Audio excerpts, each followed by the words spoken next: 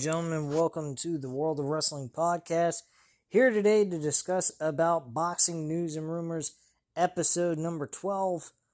I'm going to go over about 3 to 4 different articles today, and then I'm going to cover UFC news and rumors as well right after this video. So let's go ahead and get started, shall we? The first thing I want to talk about here today, let's get into it. Let's see here. We got Vasiliy Lomachenko announcing that he is retiring from boxing at this point in time in his career at 37 years old. Damn. Former 3-division world champion Vasiliy Lomachenko retired today after 12 years in the pro game. The two-time Olympic gold medalist Lomachenko, 18-3 with 12 knockouts, is reportedly burned out on the sport due to injuries, lack of motivation, and wanting to spend time with his family.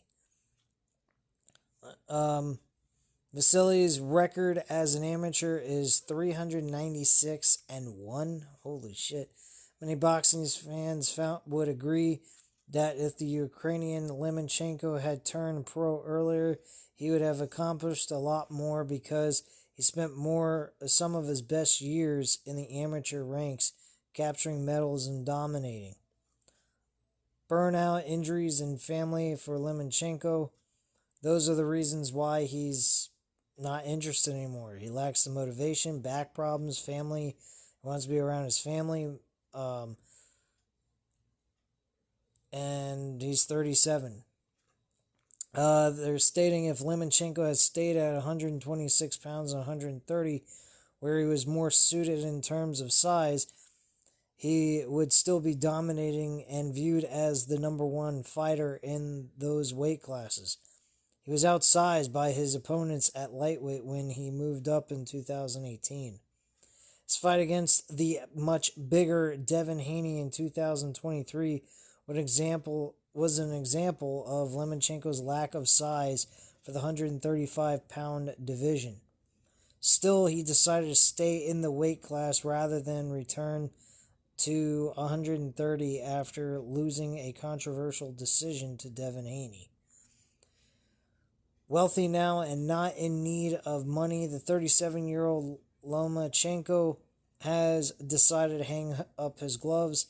He last fought a year ago when he knocked out former unified lightweight champion George Kambosos Jr. in the 11th round to capture the vacated IBF 135-pound title on May 12th of 2024 in Perth in Australia. WBA Gervonta Davis had hoped to fight Lomachenko in a unification bout, but the fight failed to happen due to Loma choosing to take the remainder of the 2024 off. With Vasiliy's retirement, his IBF lightweight title becomes vacated, and interim champion Raymond Marotella is expected to be elevated to the full belt holder with that organization. For Top Rank, that's a positive because he's with them and it keeps the IBF title in their possession. And that is basically it. Well, I'm very sad to see Lomachenko go, but at 37 years old, at his age, at this point in time, I think it's probably best for him to retire. I hope he enjoys his retirement. Hopefully he did not sustain too much brain trauma, like getting concussions and whatnot too often in his fights. And he was an amazing fighter. Back when I was younger, my early to mid-20s, I think, I loved watching Lomachenko fight. He was a great fighter. I saw the fight between Teofimo Lopez and him, and was shocked that Lopez actually beat him for the title. Back then. But yeah, I liked the Lomachenko, his fighting ability and what he could do in the ring. He was one strong dude for his size, and he was one hell of a fucking fighter in my opinion. But yeah, it's sad to see him go. But hey, it happens to everybody. Eventually, everyone has to retire at some point in their career, and just Lomachenko felt it was time to do that. And I kind of felt it once he denied an opportunity with Gervonta Davis. I mean, shit, he had a fight with Gervonta Davis, he would have been looking at a large payday. So at the end of the day, if he was not interested in fighting Gervonta Davis simply because he wanted to take off for the rest of the year, or he could have gotten an easy payday, and the only thing he would have dealt with was just trying not to get hurt too much or possibly win the fight altogether. That just goes to show you his head was not in the game of boxing. He was interested in just taking it easy and just kind of enjoying his age, enjoying his way on out of boxing, and pretty much he kind of sealed the deal by saying he was retiring. So I hope he enjoys retirement. Hopefully he gets maybe a commentator type position to at least stay involved in the boxing game. So that people that enjoyed him could still, in some capacity, see him being part of the boxing world. But, it is what it is, and I hope he enjoys retirement. We're going to talk about the Devin Haney-Teofimo Lopez fight that has been talked about but may not happen altogether. And it isn't actually about money. Teofimo Lopez won't fight Devin Haney due to personal reasons, says his manager. So here's what it says on ringmagazine.com. Teofimo Lopez and Devin Haney were closing in on an August 16th fight that collapsed earlier this week. Now Lopez's co-manager is offering up a reason why. Keith Connolly told the Ring on Thursday that Lopez won't be ready to fight Haney in August due to personal reasons that I'll keep confidential. What? Why the fuck wouldn't you just tell the audience what it is? We want to thank His Excellency for the opportunity and everything he has done for Tio, Cannoli said. We planned on fighting, but with what was going on, he wanted to make sure he was 100% right mentally and physically, and August was just too quickly of a turnaround. I expect Tio to be back later this year, bigger and better than ever. The 145-pound catchweight matchup would have featured two of the sport's youngest stars in a fight that has been brewing for years.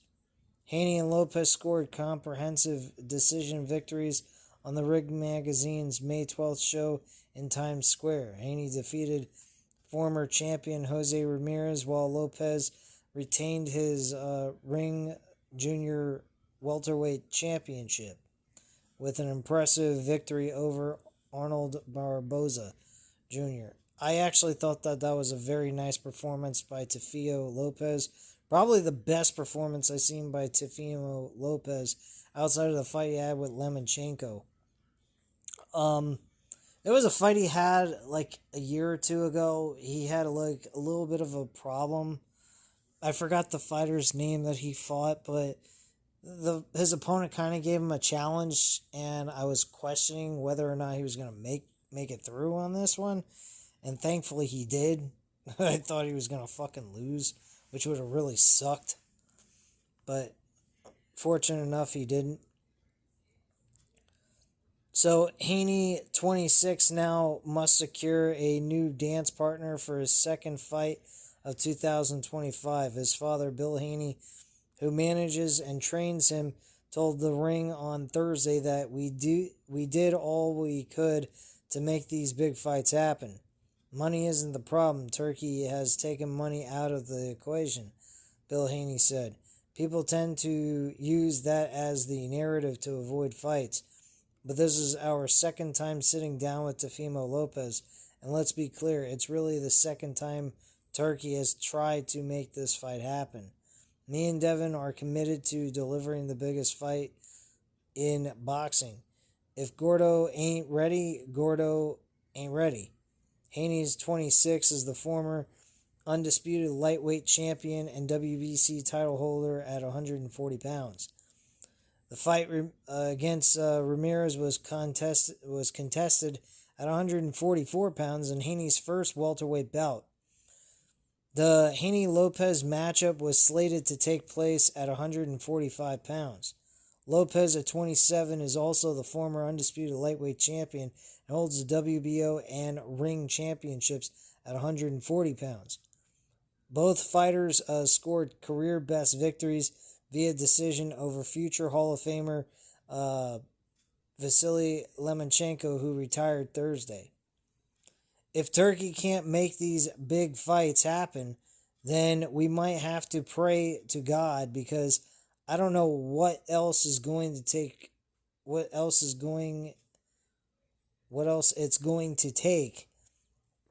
Haney said.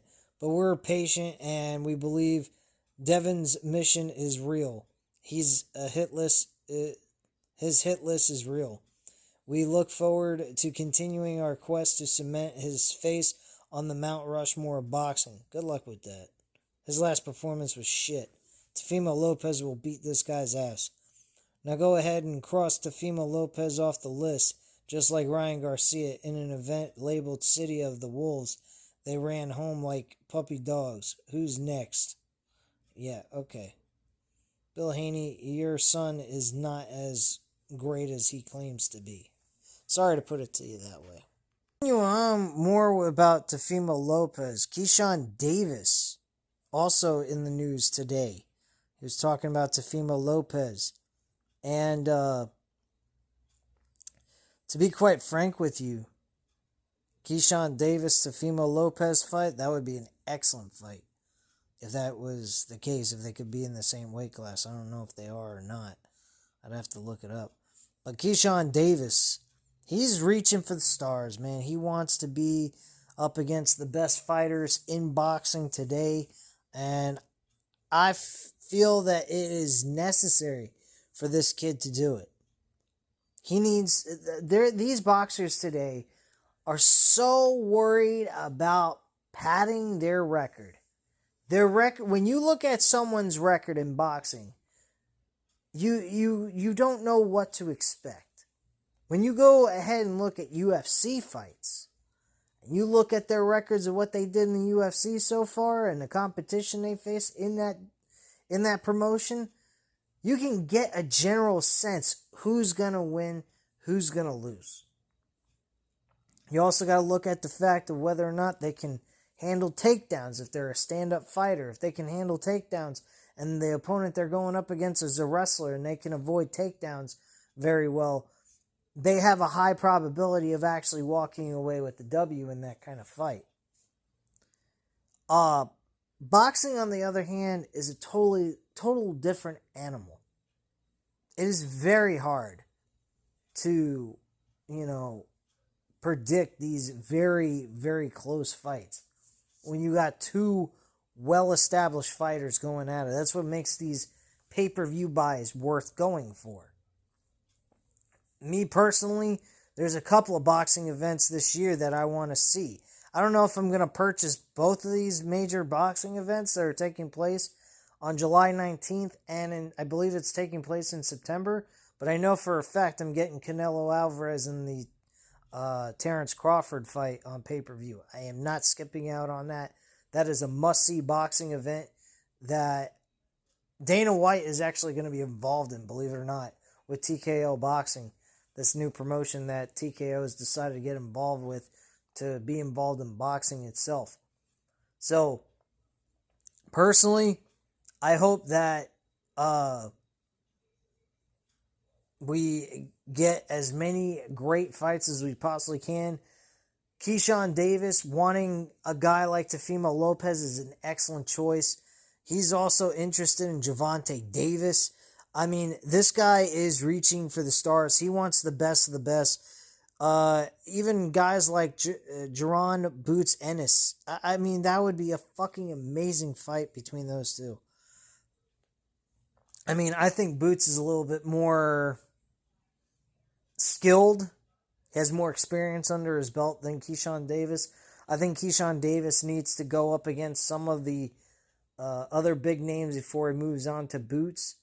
If he can go ahead and kick fucking Gervonta Davis's ass, then yeah, maybe he's got a shot, I think. But let's hear what Keyshawn Davis has to say from Boxing News 24. So Keyshawn claims that Teofimo rejected Turkey's equal pay offer to fight him. Oh shit. Keyshawn Davis claims that Turkey was going to offer Teofimo Lopez the same amount of money to fight him as what he would get fighting Jaron Boots Ennis. Davis says that Teofimo didn't want to fight him, which he saw as a sign of being scared. No, actually, it's not. Based on the last story we just stated, that Devin Haney was rejected because he's got something going on in his personal life. They wouldn't even be ready for a fight in August. I think Teofimo Lopez probably won't be ready for a fight until like December. Somewhere around November, December in that general place. Time frame. So Davis says Turkey called Teofimo and offered him the fight, but he didn't want it. He only wanted the title shot against IBF and WBA welterweight champion Ennis. That makes sense. Ennis is better known than Keyshawn and is viewed as number 1 at 147. In contrast, Keyshawn is viewed as number 3 or number 4 lightweight behind Gervonta Davis and Andy Cruz. Really? He's ranked behind Andy Cruz. What the fuck? I can understand Shakur Stevenson. Ramon Maratala. Yeah, I guess, because Ramon actually has the WBO championship, I believe. Or am I incorrect about that? I might be incorrect. I think Keyshawn Davis has the WBO title. But yeah, Raymond's got a fairly decent title as well. I think it's either the IBF or WBA, some shit like that. I'm not sure. There's more for Teofimo to gain fighting the number 1 guy at welterweight than fighting Keyshawn, who has repeatedly ducked his 4-time conqueror Cuban Andy Cruz and is seen as a weight bully at 135 pounds. Keyshawn, who's 13-0 with 9 KOs, should be fighting at welterweight at this point in his career, challenging Boot Ennis. He's shown no interest in moving up to 147 to take on Boots, which makes sense because he's not anywhere near the same talent level as him. I would disagree with that. I think maybe the experience, I would say, is probably the reason for him not wanting to jump up to that level yet. But I believe maybe in the next 5 years, maybe less, maybe 2 or 3 years, once he's got 2 or 3 more fights under his belt with some more experienced fighters than the one he's facing this Saturday, which I guess is a good way of getting him some, a title defense under his belt first before he really challenges himself. This is the thing about boxing I don't like. I love boxing, but some of these boxers just do not challenge themselves at all. But I understand where he's going with this and what they're doing. They're trying to, give him the capability of giving himself at least a title defense under his belt and then maybe move him up to a higher level of talent while he's champion. That probably is the direction they're going that I think they're trying to do here. To build his stock, since he is only 13. He's only had 13 fights. I mean, that's pretty quick for a guy at 13 fights to have a championship under his belt. That's just pretty nuts. And not some low-tier level championship. It's one of the top 4 championship belts in each weight class. So, I mean, the top 4 is WBA, WBO, WBC, and IBF. Those are the 4 titles you want to hold. The rest of them are just, I would say, mid-card type titles that you would find on a boxing event that's not main event. type of thing, unless there's nothing else going on that card. And that's about it. So yeah, I would say that's probably the reason why he's taking on such a lower tier talent this coming Saturday. I'm still interested in seeing how he does. Abdullah Mason's on there. He's fucking great from Top Rank, but I love Top Rank Boxing.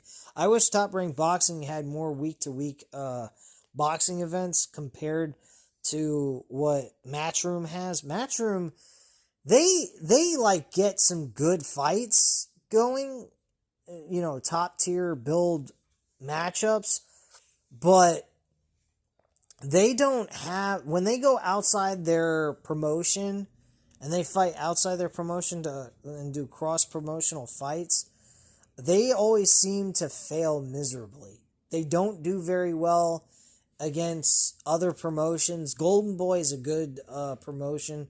I think Oscar De La Hoya has a list of good talented fighters. I do wish he did have some fight cards that were better than what they have been in the last couple of years. This past event that was on May 30th, which was Darius Fulham and this other guy who was 15-1 going into the fight, had an awesome bout. I seen this. His nickname's the Bully. He's pretty good. I've seen him fight a couple of times, and his defense, I'd say, is probably his worst. I'd say his worst part of his fight game. But, man, he will take a beating and keep on ticking, man. He was fucking awesome in that fight despite getting whacked around, and he still won the fight because of his grueling tactics, his heart. He has a lot of heart. This guy can take shots and just keep going. He doesn't give a shit. And Eric Priest fought on this. He's another prospect. I seen him fight late last year, I think it was, in November of last year or earlier this year. He had a fight where he fucking destroyed his opponent, knocked him out, and then he had a fight this past Friday, it was on May 30th, where he had a easy fight. I mean, he flew through this fight with flying colors, got an easy unanimous decision by a landslide. The judges gave him almost every round. I'd say he won, I think it was like 99 to 91, which means he only lost one round. That's fucking awesome. So, yeah. Golden Boy's got some pretty good prospects. Top Rank, I love their fucking their cards, man. They have some entertaining prospects that they're building up, and I just enjoy watching that shit, man. Every time Top Rank's on ESPN, I always take advantage of the opportunity to watch it in my free time. Since I don't watch boxing live, I do watch these on replays when they're available. Thankfully, on these streaming sites, they keep them on for about a year for you to be able to look through anything you might have missed. So I always try to keep up with every event and watch them all the way through in my free time when I'm not doing anything. But, boxing this year has been pretty good, actually. I've enjoyed a lot of the boxing content that we've gotten with these events. So it continues on this article. Teofimo ducked Keyshawn money. It was the same bread that he was going to get fighting Boots, said Keyshawn about the money that Turkey would have paid Teofimo if he agreed to fight Keyshawn Davis. That scared fuck ducking. You're scared to fight me, said Keyshawn. Okay. What Keyshawn isn't saying is he's shown some fear on his own, avoiding his four-time conqueror Andy Cruz, who has repeatedly called him out after whipping him 4 times in the amateurs. Davis wants nothing to do with Cruz. He prefers Pitbull Cruz. What does that tell you? I knew he was scared of me, but not to the extent, continued Keyshawn. talking about Teofimo while ignoring his avoidance of Andy Cruz. I wanted to fight this other person that I'm not going to name, but he opted. He outpriced himself. He asked for $8 million, said Keyshawn about his June 7th fight. It was a Mexican fighter, Isaac Pitbull Cruz. Maybe we could probably fight after this fight. I mean, I would enjoy that fight, but clearly Isaac Cruz would be at a total disadvantage. I mean, he's a 5'4" fighter. Keyshawn would beat him just because of height and reach alone. Just the physical aspect, not even talent-wise. He just beat him by height and reach. Keyshawn's way taller and has longer reach than Pitbull. I can't deny Boxing 24/7 News or BoxingNews24.com of what they're saying here. It does seem like he's ducking Andy Cruz. Andy Cruz is like 5-0. He had a fight, I believe, recently on under the Caleb Plant card that he was involved with, the Premier Boxing Championship. I think that was on May 31st. I mean, you're asking this man to have to go into a fight with this dude, and you want to face Pitbull Cruz, who's only 5'4", but you're avoiding Andy Cruz, who's only got a 5-0 record, maybe 6-0 at this point, and you're going to avoid him because you lost to him in the amateurs? Come on, man. You gotta have balls. You can't just avoid and then call other people, what you're doing. I agree with this writer. This is 100% correct. And I'm a fan of Keyshawn Davis, but honestly, that doesn't show you're a fighting champion. You need to fight anybody and everyone. Anyone that you've had problems with, you need to face them. That's like running away from a fucking problem and not dealing with it. And he has a problem. If he's lost to Andy Cruz 4 times in the amateurs, he really needs to take advantage of this, where he's on this hot streak, and face this guy. Because amateurs and pros, they're different from each other.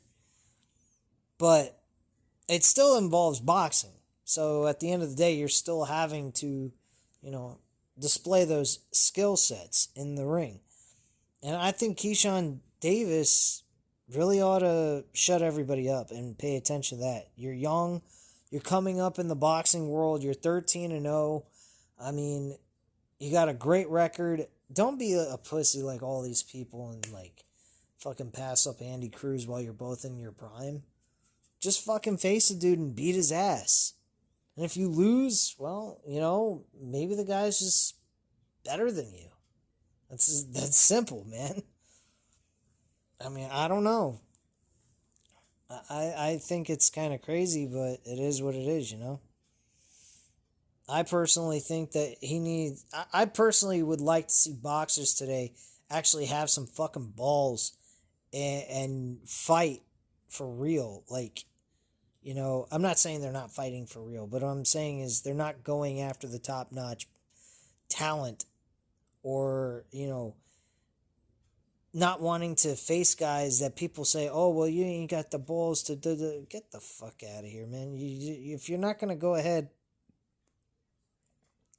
and try to go after the best, then there ain't no point in doing it. It's a fucking waste of time. But, yeah. So he goes ahead and continues on to say Keyshawn betrays himself as a cherry picker with that move, because how does he come out ahead fighting Pitbull when Rayo recently beat him? He outpriced himself, so I was like, who would be a name that could come to the town? Los Santos, I felt, was the perfect person. He was willing to come to the town of Norfolk, Virginia. We just fell on Los Santos, said Keyshawn about Isaac Cruz. Pitbull Cruz versus Large Keyshawn. You could understand why Pitbull Cruz would want top dollar to fight Keyshawn because he'd be fighting a welterweight. He's a small 135 fighter. Would Keyshawn be eager to fight a junior middleweight like Bakram Matarvalv? He wouldn't entertain the idea for a second to give away size to fight a murderous puncher like Bakram. If Davis did agree to that fight, he'd likely want $8 million or more too. His chances of beating Matarvalv would be zero. He could be trying to pull the same WWE moves that he used on Miguel Madurono.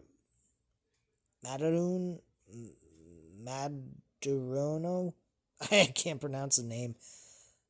Madurono, and he'd still get knocked out by Matarvalv, or Myrtle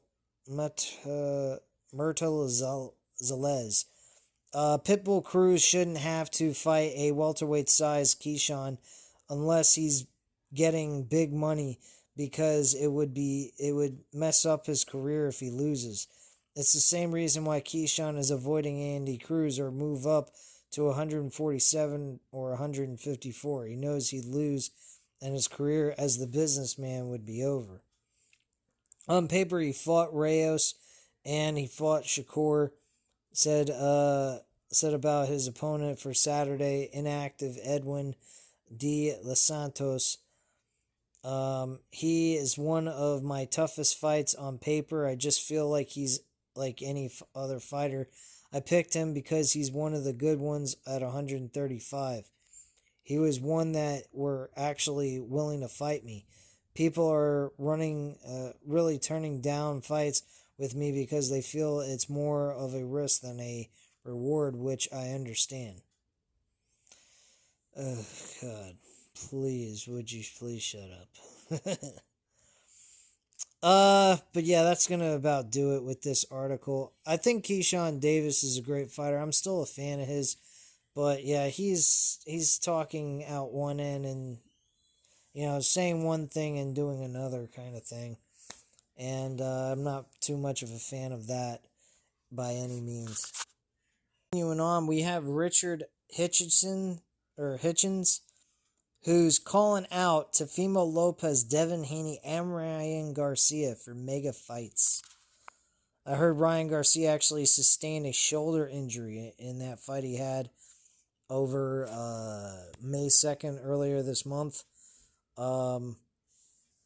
against Rolly, and he's dealing with a shoulder problem now at this point.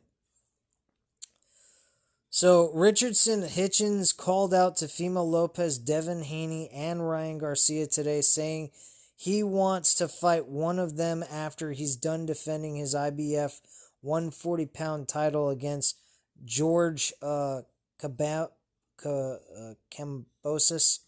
Jr. on June 14th. That is going to be a good fight. I'm watching that one.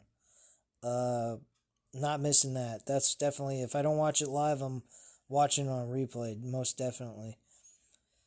Hitchens, who's 19-0 with 7 KOs, believes that his fight against the one-hit wonder Kambosos Jr. will open the doors to bigger fights against Teofimo, Haney, Manny Pacquiao, and Ryan. Fans believe that Hitchens is deluded and will never get any of those fighters to face him. His problem is that he fights too much like Shakur Stevenson, and his outdated fighting style doesn't work in this era of boxing. Hitchens, Shakur, and Haney have the Mayweather style before the internet became popular in the mid-1990s. Hitchens calls out top stars. The shit is fucking in the boxing world right now. I don't understand. Ryan Garcia is losing to Rolly. Devin Haney just got fucked up by Ryan. Tefimo doesn't want to fight Devin Haney, but he wants to fight Boots, said Richardson Hitchens to Dave DAZN Boxing. A reason Lopez wants to challenge the IBF and WBA welterweight champion Jaron Ennis Boots rather than some of the killers at 140 is because of this. 1. Less backlash if he loses. Getting beaten by the king of the 147-pound division, Boots won't hurt Tefimo's career compared to him getting beaten by Devin Haney, Gary, Antoine Russell. That's a good... Hitchinson and Russell, I don't know. That would be a good fight to watch. I think that would be a fucking awesome fight. Hitchens or Keyshawn Davis. I mean, Hitchens versus Keyshawn Davis would even be a good fight. I'd like that one. Tefimo will look brave and a big payday.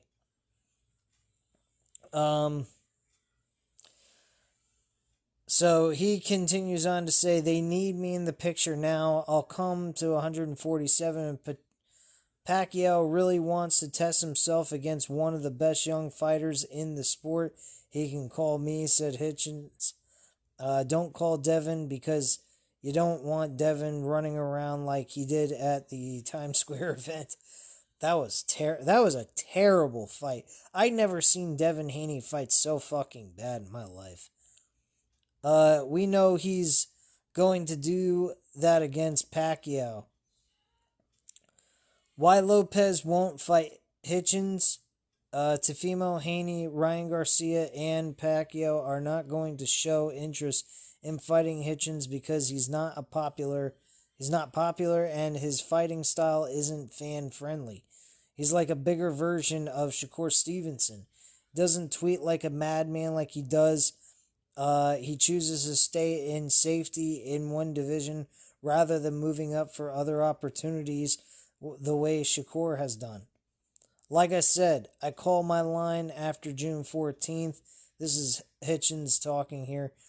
Let's make the big fight happen. It would make more sense at 140, said Richardson.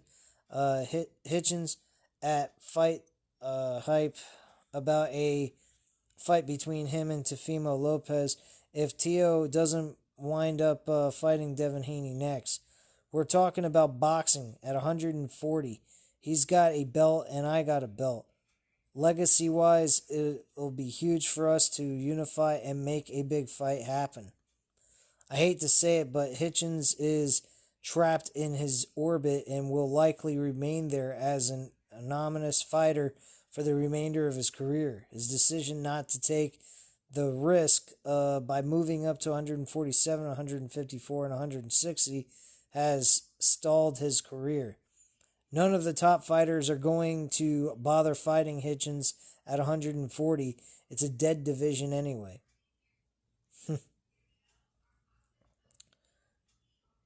Hitchens' unrealistic dream fights. Status-wise, me beating him is going to take my career to the next level, said Richardson about a fight between him and Tefimo Lopez. Him beating me will take his legacy even more in the sport of boxing. Yeah, it's a big fight regardless. Let's see what else they come to the table with. With Turkey and the business of boxing, big fights are definitely possible. It's safe to say that Tefimo will never fight Hitchens. I keep wanting to say Hitchinson. Hitchens. So it's forlorn to hear Hitchens continually talking about a fight between him and Tio because it's never going to happen. If Hitchens had any kind of sense, he'd realize that by now, and He'd realized that by now and moved out of the dead, lifeless 140-pound division to seek greener pastures at 147 or 154. That would require risk-taking and courage. His decision to stay at 140 suggests that he's not brave enough to move up to expand. The ambition isn't there. It really doesn't matter if Devin made a fight with me. It'll be a good for me. Obviously, I'll be much comfortable at a catch weight. And he's a big name also, said Hitchens when asked who he prefers to fight between Haney and Teofimo Lopez. While Haney has a similar fighting style as Hitchens, it hits more popular because he's taken risk by moving up from 135 to 140 and now 147. More importantly, Haney's father, Bill Haney, has helped his career with his trash talking and charisma. Hitchens doesn't have someone who can create interest in his fights like Devin's dad. So Hitchens says Teofimo would also make sense because of legacy. That would take my career to the next level, said Hitchens. Bigger paydays and just bigger everything. I really don't think when I beat any of these guys, I don't think I would need a belt after that. I'm just going to stop there and just give you guys my feelings on this. I think Hitchens is not a bad fighter by any means. I've seen him fight a couple of times. He's fairly decent. He is a little bit boring, though, in his style. He fights a lot like a Floyd Mayweather, and some people might not find that entertaining. I wish a lot of fighters that fought like Mayweather could defend like Mayweather, but have the power of a Mike Tyson. If they had those two mixed together, they'd probably be the greatest fighter that ever fucking lived in boxing, period. I honestly think I would put them above a Muhammad Ali. I'd put them above a fucking Floyd Mayweather. I think if someone could have the styles mixed between the defensive ability like Floyd Mayweather and a fighter having the power of a Mike Tyson mixed together as one in one fighter, they would be better than a Floyd Mayweather or any other fucking boxer in the world. Mike Tyson had one of the greatest knockout abilities in boxing, period. Mike Tyson could knock out anybody if he really wanted to. The only problem is when he went up against a boxer, a well-developed boxer, he had a hard time hitting his opponents. But if you tie a Floyd Mayweather style together with that knockout power ability, my God, you got a fucking superstar on your hand. A fucking legend in the making, man. But these defensive fighters these days, they don't have knockout power ability. They just tap their fists up against the opponent's face. I find it to be entertaining. Most people don't. People do not like it. People want to see the two guys in the ring beating the tar out of each other. Me, I'd like to see a guy who can fight like Floyd Mayweather but have knockout power ability like a Mike Tyson. And there's nobody like that. Nobody. Shakur Stevenson has barely knocked out anyone in his career. He has a great fighting ability, but he just cannot beat anyone by knockout. It's always a decision. And people can get bored of it. So, it is what it is. I think that the writer of this is speaking facts. I don't think that Richardson Hitchens is going to get the kind of fight he's looking for until later on in his career when he actually fights in different weight classes. I think that might help him out. I mean, he could go ahead and, if I was him, try to request a fight with these guys, and if they say no, say, what is the reason why you don't want to fight me? Is there something I'm doing wrong here that doesn't feel at your level that I should be fighting you at this point in time? Like, am I not moving up weight classes? Do you not see that I'm not challenging myself enough? What is the issue? Because if you're that damn good and you're better than me and you think you're better than me, then let's have the fucking fight and let's see who's better. Otherwise, I mean, you're just kind of giving me the impression that you're just dodging me. Like you're scared of me. And I get that. But if it's because they don't feel like, hey, what's the point in risking my legacy against a guy who hasn't really elevated his name and put more stock value in it because he hasn't been doing enough for the fans to feel that he's a suitable opponent for me, where I'll get pay-per-view buys and whatnot and be equivalent to a pay-per-view event where they make the most money anyway.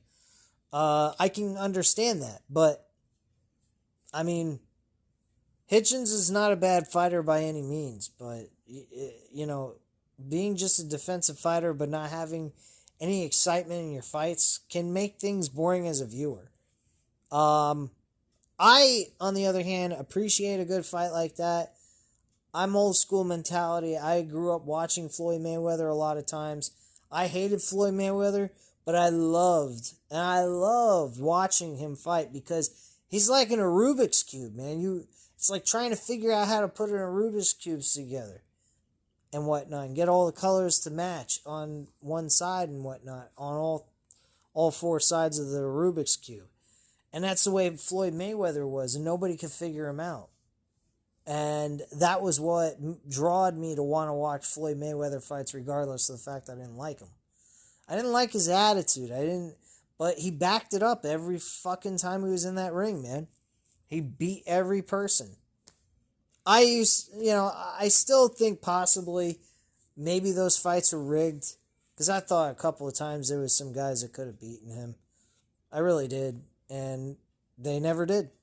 It seemed weird that he's the only person that could go undefeated outside of Rocky Marciano.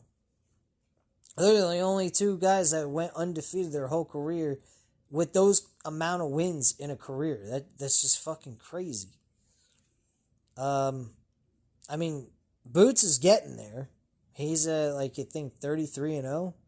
So he's got about 17 to 18 more fights left where he needs to, in order to break that record. So he's got a ways to go, but he's still young and he's got time left on his shelf life. So hopefully he can pull that off and maybe amaze everyone with the ability to say I overcame and had a record that no one will ever come close to in their career. And if he can do that, then good for him, man. But that's pretty much it, guys. That's all I have to say at this time. You know what to do. Hit the like button if you enjoyed this video. Hit the subscribe button if you're not already subscribed to the channel. Leave a comment down below. I'll definitely get back to you on that. I thank you guys very much for watching. Have a great night, guys, and I'll be back with the UFC rumors, news and rumors, episode number 15. Speak to you guys soon. Bye.